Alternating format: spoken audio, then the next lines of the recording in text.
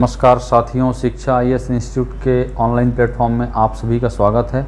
Computer MCQ का ये अगला वीडियो है और ये जिस टॉपिक से जो है एमसीक्यू बनाया गया है ये प्रोग्रामिंग भाषा है दोस्तों, याद रखिएगा। तो कंप्यूटर प्रोग्रामिंग भाषा में हम दो प्रकार की भाषाओं को देखते हैं। पहला आता है आपका लो लेवल लैंग्वेज और दूसरा आता है आपका हाई लेवल लैंग्वेज। तो this video is totally dependent on programming language. ठीक है, चलिए देखते हैं। पहला है, खालिस्तान भाषा को समझने के लिए कंप्यूटर को अनुवादक की आवश्यकता नहीं होती। अनुवादक कहने का मतलब होता है ट्रांसलेटर। ठीक है, तो देखिए कंप्यूटर की प्रोग्रामिंग भाषा में दो भाषाओं को देखते हैं। पहला होता है लो लेवल लैंग्वेज और दूसरा होता है दोस्तों high level language. High level language, low level language कहने का मतलब ये 0 और 1 के फॉर्म में लिखा जाता है, पहला इसकी खास बात। दूसरा, ये मशीन डिपेंडेंट होते हैं।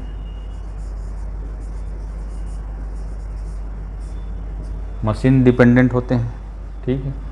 और तीसरा, इसको जो है ट्रांसलेटर की आवश्यकता नहीं होती दोस्तों। तीन चीज़ें हैं। वहीं अगर हाई लेवल लैंग्वेज की बात करें तो ये ह्यूमन लैंग्वेज में लिखे जाते हैं, इंग्लिश में लिखे जाते हैं, ठीक। दूसरा, ये मशीन इंडिपेंडेंट होते हैं, किसी भी मशीन में चल सकते हैं। और तीसरा, इसके लिए ट्रांसलेटर मस्ट रहता है। ट्रांसलेटर मस्ट रहता है, ट्रांसलेटर की आवश्यकता होती है। चौथी, अगर इसकी बात करें तो इसमें प्रोग्रामिंग लिखना डिफ़िकल्ट होता है, क्योंकि पूरे जो प्रोग्रामिंग भाषा है ये 0 और 1 में लिखी जाती है। वही अगर इसकी बात करें तो इसमें प्रोग्रामिंग इजी होता है। प्रोग्रामिंग इजी होता है, इसमें एरर फाइंड करना इजी होता है। इसमें अगर कोई प्रोग्राम में एरर आया तो आप उसे फाइंड आउट नहीं कर सकते। लो लेवल लैंग्वेज में एक तो आता है आपका बाइनरी लैंग्वेज और दूसरा आता है आपका assembly language.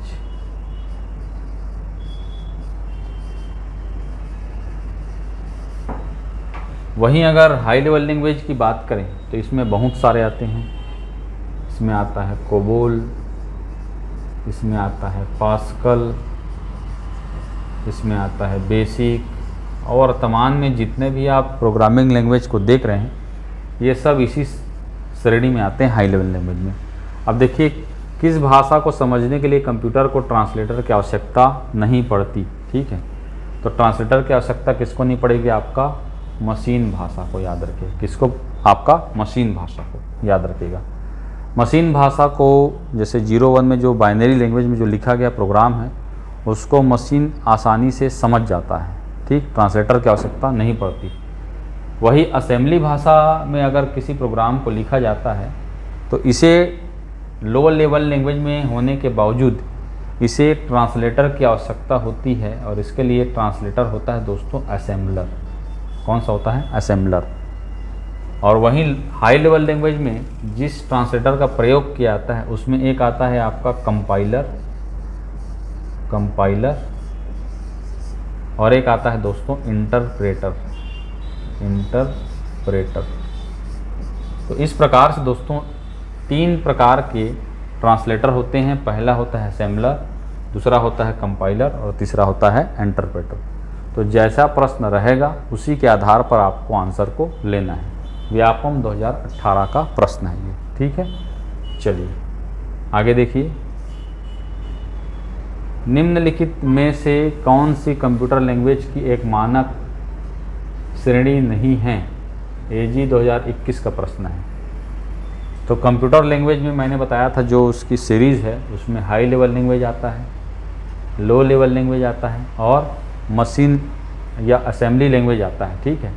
Medium level language नहीं आता, तो इसका आंसर होगा दोस्तों बी, मीडियम लेवल लैंग्वेज, याद रखिएगा। ठीक है। चलिए अगला प्रश्न,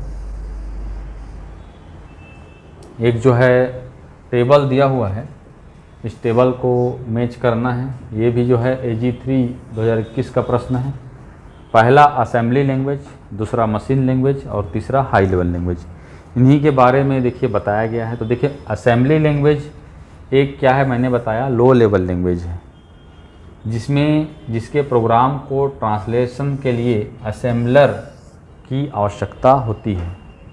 तो पहले ए का है आपका 3, अब ए का 3 कौन सा है, देखिए ए का 3 यहीं पर है, तो ये ऑप्शन कट गया और ये भी ऑप्शन कट गया। देखिए ए का 3 इसमें भी है और इसमें भी है।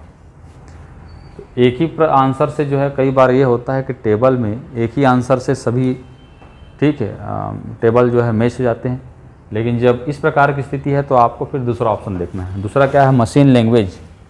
मशीन लैंग्वेज क्या है, प्रोग्राम को बाइनरी रूप में लिखा जाता है, इसीलिए मशीन लैंग्वेज कहते हैं। मतलब मशीन लैंग्वेज में सिर्फ और सिर्फ 0 और 1 का ही प्रयोग किया जाता है, याद रखिएगा। तो देखिए बी का हो गया 1, अब बी का 1 कौन सा है आपका, यहाँ पर है बी का 1 और यहाँ पर बी का 2 है, तो इस प्रकार से ये ऑप्शन कट गया। तो अब तीसरा आपको मैच करें चाहे ना करें, आंसर जो है यही होगा आपका ए। तो ये मशीन लैंग्वेज। और तीसरा है हाई लेवल लैंग्वेज, देखिए इसका है 2, मानवीय भाषा से मेल खाती है और प्रोग्राम जिसके लिए ट्रांसलेशन के लिए कंपाइलर की आवश्यकता होती है। तो इस प्रकार से आंसर होगा ए, 3, 1 और 2। इसी प्रकार से आपको इस प्रकार के जो कोड दिए रहते हैं उसको मैच करके बारीकी से बनाना है। तो कई बार ऐसे प्रश्नों में हम जानते भी रहते हैं और गलत भी बन जाते हैं। तो इस प्रकार के प्रश्न में विशेष रूप से आपको ध्यान रखना है। ये एक प्रश्न में 3 प्रश्न 4 प्रश्न इंक्लूड रहते हैं, ठीक है। चलिए नेक्स्ट, निम्नलिखित में से कौन सा हाई लेवल लैंग्वेज को मशीन लैंग्वेज में ट्रांसलेट करता है। पूछा क्या गया है, कौन हाई लेवल लैंग्वेज को मशीन मतलब लो लेवल लैंग्वेज में चेंज करता है। तो मैंने बताया था, एक तो है आपका असेंबलर,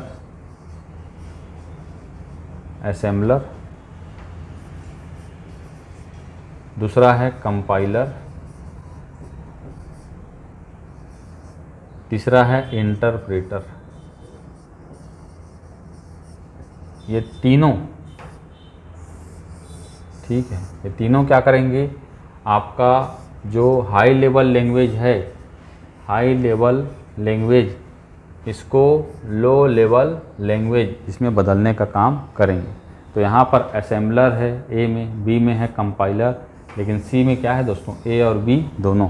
तो आपको लेना है सी, ए और बी दोनों। व्यापम 2014 का प्रश्न है, तो आंसर होगा सी, याद रखिएगा, ठीक है। चलिए अगला प्रश्न, OOPS इसका पूरा नाम है। तो देखिए ऑब्जेक्ट है ओ का, ऑब्जेक्ट सभी में है, ऐसे मिला लेना है। दूसरे ओ का होता है ओरिएंटेड, अब देखिए ओरिएंटेड इसमें है और ये दोनों में नहीं है, ऑप्शन कट गए। दूसरा ऑप्शन है ओरिएंटेड। तीसरा है प्रोग्रामिंग इसमें भी है, इसमें प्रोसेसिंग है, तो ये भी कट गया। अब यही आंसर होगा क्या, object oriented programming language. Ops का ये फुल फॉर्म है, याद रखिएगा, ठीक है। चलिए अगला प्रश्न, जावा बाइट कोड फाइल का फाइल एक्सटेंशन होता है। AG 2021 का प्रश्न।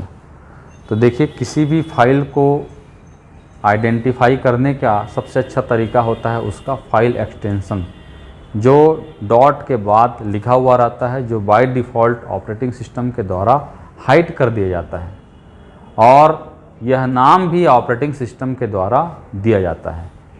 तो जावा क्या है दोस्तों, जावा एक वेब बेस्ड प्रोग्रामिंग लैंग्वेज है। इसका प्रयोग, जावा का प्रयोग वेब पेज बनाने में, वेब फाइल बनाने में, एनिमेशन में, गेम में, बहुत सारी चीज़ों में किया जाता है। तो इसमें जो फाइल बनता है, अब उसका फाइल एक्सटेंशन होता है .class, क्लास, याद रखिएगा। ये सब नहीं होता, गलती से भी इनको नहीं लगाना है, आंसर होगा .class। इस जावा का फाइल एक्सटेंशन है, याद रखिएगा, ठीक। चलिए अगला प्रश्न, ASP.NET स्रोत कोड फाइल का एक्सटेंशन होता है? AG 2021 का प्रश्न।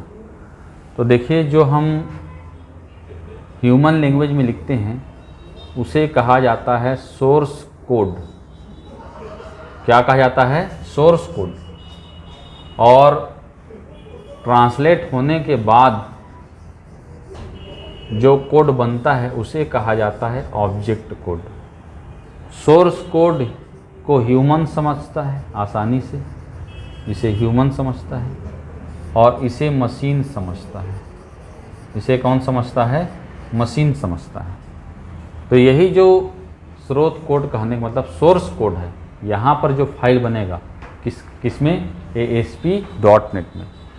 इसका फाइल एक्सटेंशन होता है दोस्तों .ASPX। कभी कभी इनका फुल फॉर्म भी आता है, तो याद रखिएगा। A का है एक्टिव, S का है सर्वर, P का है पेज, और X का है एक्सटेंडेड। याद रखिएगा, ठीक। एक्टिव, सर्वर, पेज, एक्सटेंडेड, ठीक है। तो .ASPX ये ASP.NET में जो फाइल बनता है उसका फाइल एक्सटेंशन होता है। और ये जो ASP.NET है ये वेब पेज बनाने से संबंधित प्रोग्रामिंग भाषा है, प्रोग्रामिंग लैंग्वेज है, याद रखिएगा, ठीक है। तो आंसर होगा A। चलिए नेक्स्ट, फायरबर्ड क्या है? AG 2021 का प्रश्न। तो फायरबर्ड देखिए, open source SQL relational database management system है। इतना ही बस आपको याद में रखना है। अब ओपन सोर्स किसे कहते हैं? तो ऐसे सॉफ्टवेयर या ऐसे, ठीक है, जिनका सोर्स कोड मतलब उनका जो मेन जिसमें वह सॉफ्टवेयर बनाया गया है उसी को सोर्स कोड कहते हैं। वो सोर्स कोड जब फ्री में प्रोवाइड कर दिया जाता है तब इस प्रकार के सॉफ्टवेयर को कहते हैं ओपन सोर्स। क्या कहते हैं? ओपन सोर्स, ठीक है। उसमें आप चाहें तो मॉडिफाई भी कर सकते हैं। तो ये ओपन सोर्स है, याद रखिएगा, फायरबर्ड, ठीक है। तो आंसर होगा A, ठीक है। चलिए अगला प्रश्न, कंप्यूटर भाषा कोबोल का विकास किसने किया था? ठीक है। तो कोबोल के बारे में कुछ चीज़ मैं बताना चाहता हूँ, जरूरी नहीं यही प्रश्न आए, और कुछ प्रश्न बन सकते हैं। पहली बात 1959 में ग्रेस हॉपर इसके द्वारा कोबोल का विकास किया गया था। कोबोल फर्स्ट कमर्शियल लैंग्वेज था, पहला व्यावसायिक भाषा, फर्स्ट कमर्शियल ये लैंग्वेज था। कोबोल का पूरा नाम होता है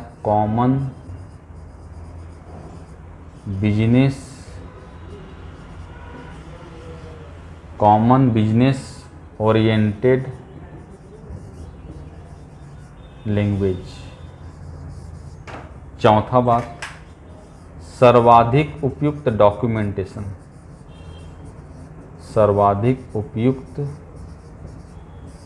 डॉक्यूमेंटेशन इसी प्रोग्रामिंग लैंग्वेज में संभव है। और इसमें जो है किस प्रकार के प्रोग्रामिंग की जाती है? तो सबसे पहला पैराग्राफ होता है। पैराग्राफ के अंदर में डिवीज़न होता है, डिवीज़न के अंदर में सेक्शन होता है, सेक्शन के अंदर में प्रोग्राम लिखा जाता है, प्रोग्राम के अंदर में स्टेटमेंट होते हैं, स्टेटमेंट के अंदर जो है कैरेक्टर होते हैं। तो एक प्रकार से जब इस प्रोग्रामिंग भाषा में लिखे गए प्रोग्राम को देखेंगे तो आपको ऐसा नहीं लगेगा कि ये प्रोग्राम लिखा गया है, बल्कि ऐसा लगेगा कोई डॉक्यूमेंट तैयार किया गया है। तो इसीलिए इसके बारे में कहा जाता है कि सर्वाधिक डॉक्यूमेंटेशन इसी प्रोग्रामिंग लैंग्वेज में संभव है, ठीक है। तो ये कुछ महत्वपूर्ण बातें हैं, इसको भी आपको याद में रखना है। तो देखिए इसका आंसर होगा B, ग्रेसहॉपर 1959 में, याद रखिएगा, ठीक है।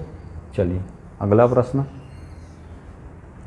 यूनिक्स को इसमें लिखा गया, ठीक है। जेई जूनियर इंजीनियर का प्रश्न है 2015 का। तो देखिए 1972 में, ठीक है, आपका डेनिस रिची के द्वारा सी लैंग्वेज का आविष्कार किया गया था। लेकिन उसके पहले 1979 में, ठीक है, यूनिक्स ऑपरेटिंग सिस्टम बनाया गया था, लेकिन इसकी भाषा थी असेंबली। बाद में जब 1972 में डेनिस रिची के द्वारा सी लैंग्वेज का आविष्कार किया गया, तो 1973 में इसी यूनिक्स ऑपरेटिंग सिस्टम की कोडिंग फिर से की गई, किसमें? सी लैंग्वेज में, याद रखिएगा। तो यूनिक्स ऑपरेटिंग सिस्टम में सी लैंग्वेज का प्रयोग किया गया है, ठीक। तो इस बात को याद में रखिएगा, ठीक। तो आंसर होगा ए। चलिए अगला प्रश्न, निम्नलिखित में से कौन सी भाषा एंड्रॉयड एप्लीकेशन में आमतौर पर उपयोग होती है? ठीक है, तो जो आप मोबाइल यूज़ करते हैं, अधिकतर मोबाइल में एंड्रॉयड ऑपरेटिंग सिस्टम, ठीक, सपोर्ट करता है। और ये जो एंड्रॉयड ऑपरेटिंग सिस्टम ये जो बनाया गया है, ये कौन सी लैंग्वेज में बनाया गया है दोस्तों? PHP। क्या नाम है? PHP। तो याद रखिएगा। अच्छा, इस PHP का फुल फॉर्म बहुत ही इम्पोर्टेंट है, ठीक है। ये मैं नहीं बताऊंगा, ये आप लोग बताएंगे, आप लोगों को पता होगा, ताकि आपका एक प्रश्न बने तो आप कमेंट्स बॉक्स में PHP का फुल फॉर्म ज़रूर बताइएगा, ठीक है। तो एंड्रॉयड एप्लीकेशन जो बनते हैं, एंड्रॉयड ऑपरेटिंग सिस्टम जो बनते हैं, ये जो है आपका PHP लैंग्वेज का प्रयोग किया जाता है, ठीक है। चलिए अगला प्रश्न, प्रोग्रामिंग में डिबगिंग क्या होता है, का क्या अर्थ है? तो पहला तो आपको डिबगिंग के पहले जानना पड़ेगा बग के बारे में। किसके बारे में? बग के बारे में। जब हम प्रोग्रामिंग करते हैं, प्रोग्रामिंग लिखते हैं, तो यही ह्यूमन और मशीन में अंतर है। मशीन में गलतियों की गुंजाइश बहुत कम होती है, ह्यूमन में अधिक होती है। तो यहाँ पर जो प्रोग्रामिंग लिखते समय जो एरर आता है, जो त्रुटियाँ आती हैं, उसे ही कंप्यूटर की भाषा में बग कहा जाता है। और इसी बग को ढूंढने के लिए, ठीक है, जो प्रक्रिया होती है उसे कहते हैं डीबगिंग। क्या कहते हैं? डीबगिंग। और ठीक है, जिसके द्वारा ढूंढी जाती है उसे कहा जाता है डीबगर। ये सब टर्मिनोलॉजी है दोस्तों, याद रखिएगा, ठीक। और जो ऑनलाइन बग को ढूंढकर रिपेयर करते हैं फ्री में, उसे कहा जाता है, उस प्रकार के फाइल को कहा जाता है पैच फाइल। सब आ चुका है दोस्तों। अब क्या है, बहुत सारे क्वेश्चन हैं तो सबको बताना पॉसिबल नहीं है, लेकिन ये सब इससे संबंधित प्रश्न हैं, तो आपको इनके लिए भी तैयार रहना है। ओके, तो यहाँ पर देखिए, राइटिंग कोड गलत है, टेस्टिंग कोड गलत है, फिक्सिंग एरर इन कोड, मतलब एरर को क्या करना? फिक्स करना, उसे हटाना वहाँ से, ठीक है। तो इसीलिए ये जो एरर फाइंड करने का, ठीक, जो प्रोसीजर है, इसको डिबगिंग या टेस्टिंग भी कहते हैं। एक बार यह भी व्यापक में प्रश्न पूछा जा चुका है कि डिबगिंग को और किस नाम से जानते हैं, तो इसको टेस्टिंग के नाम से जानते हैं, ठीक है। तो इस प्रकार से आपको अपने आप को इन सब चीज़ों के लिए प्रिपेयर्ड रखना है, मान के चलिए, ठीक है। और वीडियो को देखिए, इन सब चीज़ों के बारे में जानकारी आपको इन सब वीडियो में ही मिलेंगे। बुक में ज़्यादा चीज़ें नहीं रहती, नहीं ज़्यादा चीज़ों को बताई जाती है। आप वीडियो को एक बार देख लेंगे और अच्छे से देख लेंगे तो आपका वहाँ से प्रश्न आएगा तो बनने के चांसेस, और सही बनने के चांसेस बहुत ज़्यादा हैं, ठीक है। चलिए अगला प्रश्न देखते हैं। iOS ऐप्स विकसित करने के लिए किस प्रोग्रामिंग भाषा का उपयोग किया जाता है? तो देखिए, एप्पल जो कंपनी है, एप्पल के जो मोबाइल हैं आप देखे होंगे, काफ़ी महंगे होते हैं, सिक्योरिटी कंसर्ट उसमें ज़्यादा होता है, ठीक है। तो उसके लिए ऑपरेटिंग सिस्टम अलग से रहता है, और वही ऑपरेटिंग सिस्टम को कहा जाता है iOS। और इसी के लिए बनाने के लिए जिस भाषा का प्रयोग किया जाता है वो कौन सा है आपका, स्विफ्ट, याद रखिएगा। ओके, तो आंसर होगा डी। iOS की ये क्या है, प्रोग्रामिंग भाषा है। ठीक, चलिए अगला प्रश्न, निम्नलिखित में से कौन सी प्रोग्रामिंग भाषा नहीं है? पहला HTML, hyper text markup language, ठीक है, ये प्रोग्रामिंग भाषा है। दूसरा है CSS, कैस्केडिंग स्टाइल शीट, ये इंटरनेट से संबंधित प्रोग्रामिंग भाषा है। तीसरा है जावा स्क्रिप्ट, ये भी इंटरनेट से संबंधित भाषा है। MySQL, ये डेटाबेस से संबंधित चीज़ है। ठीक है, तो आपको इसको, ये आपका आंसर होगा, याद रखिएगा। ठीक है, प्रोग्रामिंग भाषा नहीं है। चलिए अगला प्रश्न, प्रोग्रामिंग के लिए विकसित पहली उच्च स्तरीय भाषा थी? तो पहला हाई लेवल लैंग्वेज था। ठीक, पहला बेसिक, दूसरा कोबोल, तीसरा फोर्ट्रान, चौथा पास्कल। तो देखिए प्रोग्रामिंग के लिए पहली जो भाषा थी वो थी कौन सी, आपका फोर्ट्रान। प्रथम उच्च स्तरीय भाषा, फर्स्ट, ये थी फर्स्ट हाई लेवल लैंग्वेज, जिसका विकास जॉन बेकस ने किया था। जॉन बेकस ने किया था और गणितीय सूत्रों को आसानी से हल करने के लिए इसका आविष्कार किया गया था। दोस्तों इसका फुल फॉर्म होता है फॉर्मूला ट्रांसलेशन। तो देखिए अब इससे कितने सारे प्रश्न बनते हैं। प्रथम उच्च स्तरीय भाषा का नाम क्या था? प्रथम उच्च स्तरीय भाषा का विकास किसने किया था? प्रथम उच्च स्तरीय भाषा का विकास कब हुआ था? 1957 में।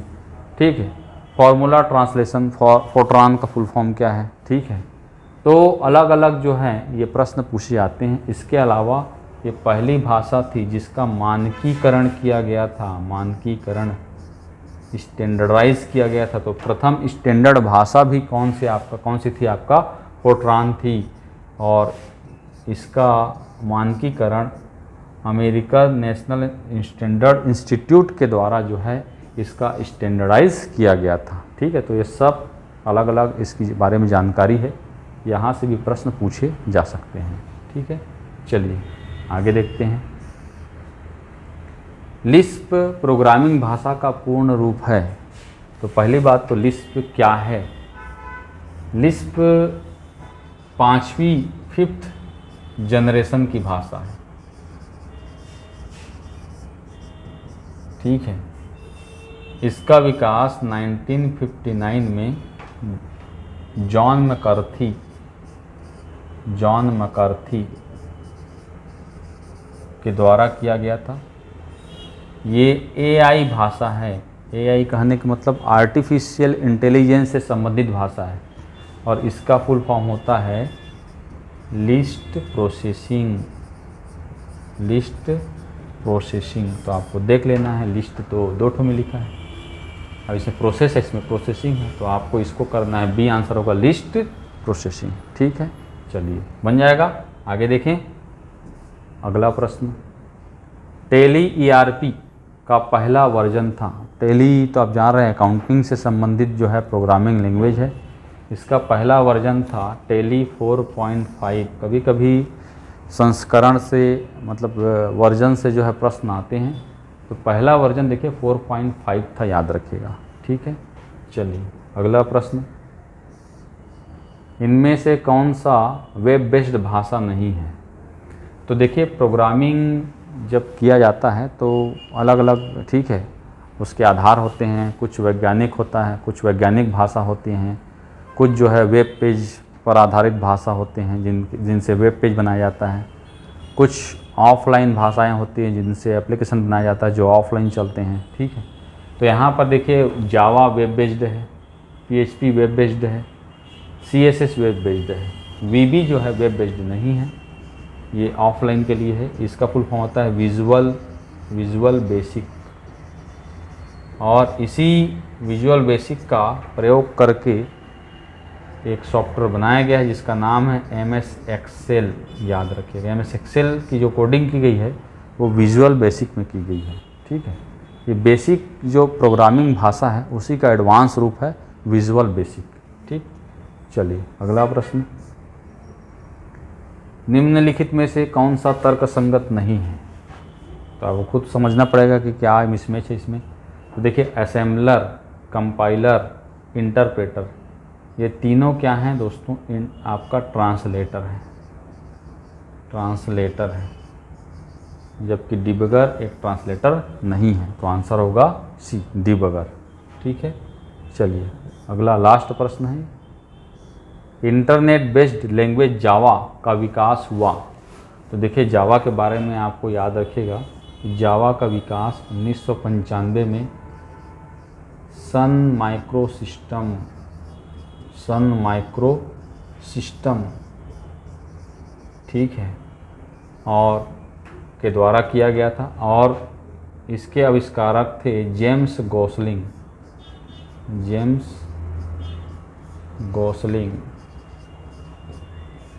ठीक है। तो इसका विकास जो है कब हुआ था दोस्तों? 1995 में। और इसमें क्या किया जाता है? तो वेबसाइट, ठीक है, एनिमेशन से संबंधित चीज़ें, गेम्स आदि को बनाने के लिए इसी प्रोग्रामिंग लैंग्वेज का प्रयोग किया जाता है। ठीक है, तो इस प्रकार से दोस्तों ये 20 प्रश्न थे, आप एक बार देखिएगा, बनाइएगा, और कोई अगर दिक्कतें होंगी, कोई प्रश्न होगा तो कमेंट्स बॉक्स में ज़रूर कीजिएगा। ठीक है, चलिए अगली वीडियो में आपके सामने फिर से हाजिर होऊंगा, तब तक के लिए धन्यवाद, थैंक यू।